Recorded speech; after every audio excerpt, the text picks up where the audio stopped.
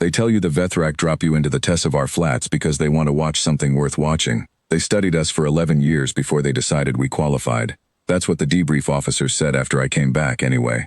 11 years of surveillance footage from a dozen worlds, filed under their taxonomy somewhere between Apex Persistence Predator and Threat Class Unknown. The drop was the test. You survive 2 full cycles of their light, 2 days, roughly speaking, and you earn a designation that has no clean translation, but lands closest to acknowledged. Nobody told us any of that beforehand. There were 6 of us in the drop. Cassie Tremark, who'd done 3 tours in the outer mining corridors and had the hands to prove it.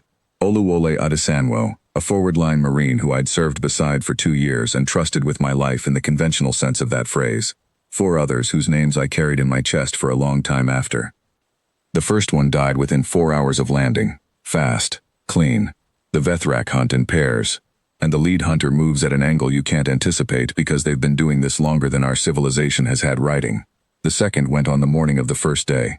By midday I was alone. I didn't run. That was the thing I figured out early, watching how they responded to the others. Running triggered something in them.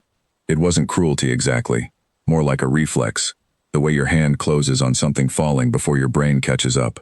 The pair hunting me had been at my back since the 3rd hour, close enough that I could hear the shift of sedge grass when they moved. Hip-high pale stuff, almost copper-colored in the flat binary light, and it moved differently when they pushed through it than when the wind did. I learned that rhythm. I learned to read the 2-beat press of their stride, the brief pause when they elevated to check distance, the silence that meant they were holding position. I don't know why I started watching them that carefully instead of just moving. Training, maybe. When I was a medic, I used to study how patients held their wounds before I asked where it hurt. The body tells you things the voice won't. These 2 told me a great deal. On the second morning, I found the embankment.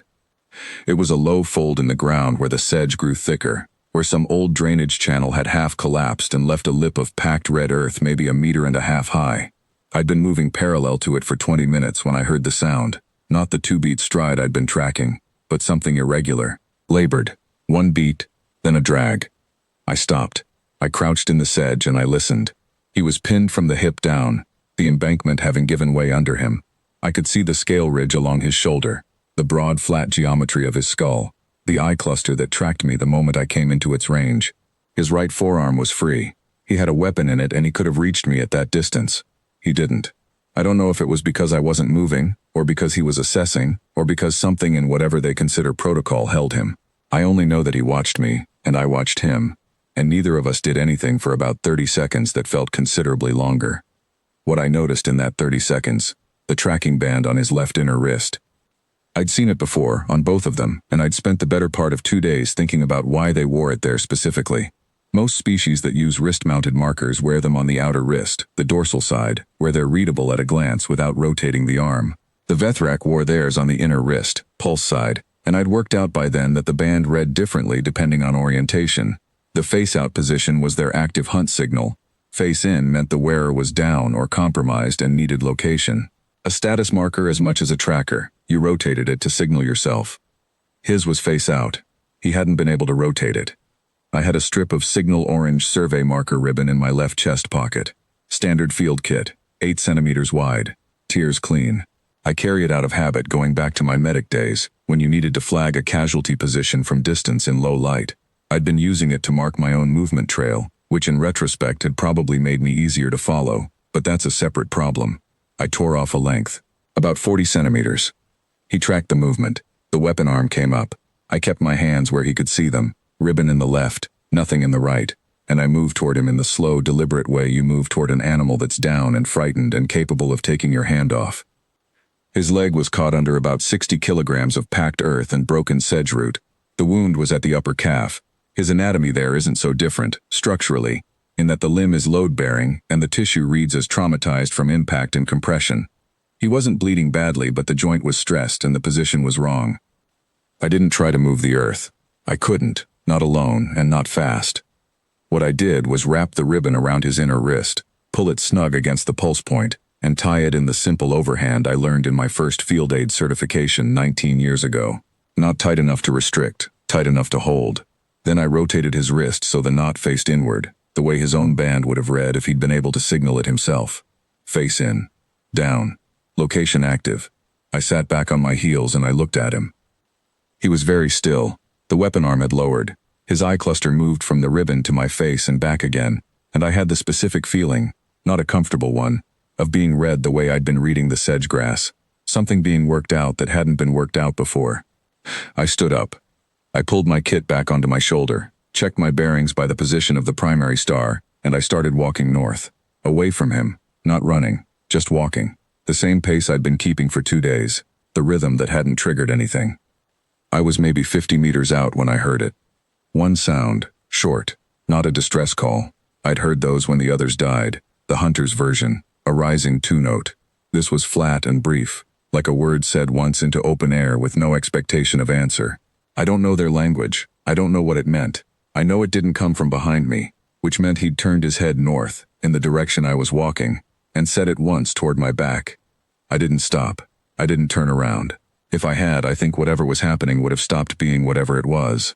The second hunter found him 40 minutes later. I know this because I heard the two-note call shift to something lower, and then I heard it move away from my position, not toward it. The hunt pair's search pattern collapsed inward, back to the embankment. I kept walking. I reached the extraction coordinates with 9 hours left on the 2-cycle window, and I sat down in the sedge and I waited. The debrief took 4 days. A great deal of it was technical, what I'd observed, what I'd learned about their movement patterns, whether I'd had any direct engagement. When I told them about the embankment, about the ribbon, there was a pause in the room that I've thought about since. The lead analyst, a woman named Korvath who'd spent 8 years in Vethrak contact research, asked me to describe the placement of the ribbon 3 separate times. Each time I said the same thing: inner wrist, pulse side, face in. The position that in their own convention means location active, down but findable. She wrote something for a long time after that. Then she looked up and asked if I'd known what it meant when I did it. I told her the truth. I'd worked it out from watching.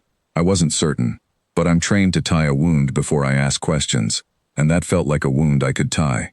She nodded slowly. Then she said that in the Vethrak hunt record, going back as far as their own archive, no prey species had ever used a hunter's own marking convention, not once.